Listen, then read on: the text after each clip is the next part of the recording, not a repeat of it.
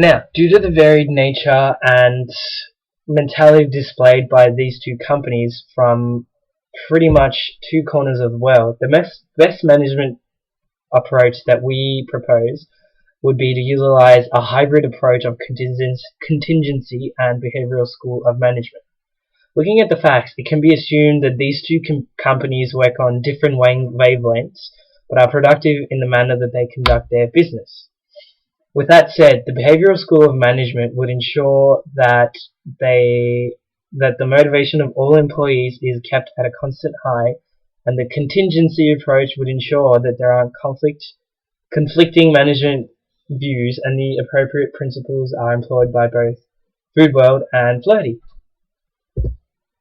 Now, in respect to the joint ventures between Food World and Flirty, the geographical diversity can and will most likely cause some sort of conflicts that could arise from the varied cultures and the fact that there are two different companies from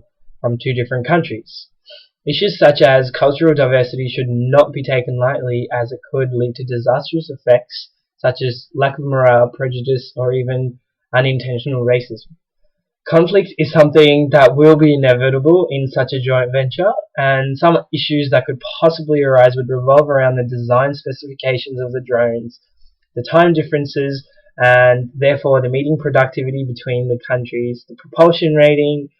measurements between countries, and pretty much any other cultural difference could have grounds for potential disagreement. But with that said, the most effective of the confronting, forcing, withdrawal, soothing, and compromising conflict resolution modes would be a healthy mixture of soothing and compromising, as these two modes would ensure that the differences between the cultures are understood and consideration is kept in mind before jumping to conclusions and assumptions. Also, the compromising mode will help satisfy the needs of both parties involved in the bargain, and hence reach out to provide the best possible solution for both businesses. Now,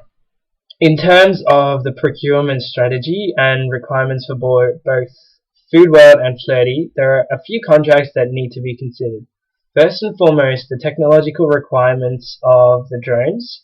as there are a lot of moving parts and components. External fabrication of these units would be the most cost-effective option, although employing a few permanent engineers or technicians would be necessary to maintain and repair damaged drones, and a further evaluation of the food and supplies procurement supply chain would need to be reconsidered, as there will be strict flight restrictions as the packages need to be less than 2 kilograms. So weight is a consideration that should be kept in mind in the procurement stage. Also, an efficient recharging facility will definitely be required, so as to ensure that the drones are fully charged and ready to go. And of course, last but not least, the changes in the packaging requirement would also need to be catered for, as obviously the packaging will need to be in the design of the drone, and something that the drone is easily able to carry. And we believe that a new methodology should be considered for in-house production, and as a lot of packaging will be required, that would be the better option in the packaging case. In general, a mix of management techniques, conflict resolution, and a revamp of the procurement lifecycle will ensure that the management transition from the old methodology to the new system will be as smooth as possible during the joint venture between Food World and Flirty. This concludes the management issues. Now, moving on to the effectiveness aspect of the presentation. Well, the best way to measure the effectiveness of the project itself would be to implement measures to gauge the performance and evaluate current levels and find methods or areas of improvement. Possible ways to evaluate the effectiveness with the joint venture between Food World and Flirty would be to utilize some sort of benchmarking mechanism to gauge the performance against industry standards, have numerical measures that ensure budgeting variations are taken into consideration, using targeted deadlines, which are dated, of course, to ensure that the launch dates are set in sight and the project isn't lagging for any reason.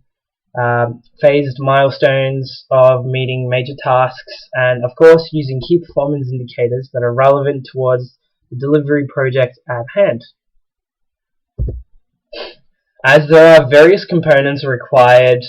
for this large-scale project, the option of outsourcing does come into consideration. In terms of the designing requirements, the drones are pretty much the prototype product of Flirty, and the food being the product of Foodwell. But this joint venture means that the both companies need to expand their horizons on each of their supply chains so they can cooperate and work better together. Ideally, the expertise for the technology would be provided by Flirty, whereas the appeal of external technological firms far outweighs the costs required, with assuming direct control of production by Flirty and Foodworks. Even though there will be a lack of control of the product because an external firm will be looking after the production, the design phase itself will be heavily user-oriented, and hence both Foodworld and Flirty will have a say in the creation of the product. So basically to say that designing the drones would be done by this drone venture, but the mass production should be outsourced to the thousands of technological firms that have avid expertise and the necessary components for this sort of technological venture. Moving on to scope creep, as obviously this sort of drone delivery system is the first of its kind, the expectations of such a project are relatively high and quite often entail a high degree of risk. Therefore, the scope of the project must heavily be analysed and set in stone before the project itself begins, so as to ensure that any uncontrolled changes and continuous growth of expectations and actual delivery are not too far apart from each other. And potential scope creep areas that could occur would pretty much depend on the speed, flexibility, ease of use, and reliability of the drones. As all these factors have really high expectations of performance from the old system as opposed to the new potential implementation, it can be really easy for anyone to assume that this form of delivery system will pretty much instantly revolutionize the market space. But a good way to handle such a situation would be to conduct extensive risk analysis of all aspects of the drone that are external and internal, and which could impact its performance, and also constantly refer to the solid and immovable scope of the project, so as to ensure that the expectations are well understood and that scope creep doesn't occur. Pretty much the words best practice refer to setting a really high standard of the ideal method of conducting a procedure of some sort to arrive at the most effective solution to any given problem. In the case of this joint venture, the 5 main best practices would revolve around the technological advances, the supply chain management, the cost effectiveness, the risk management, and quality assurance, all of which have been discussed throughout the course of this presentation.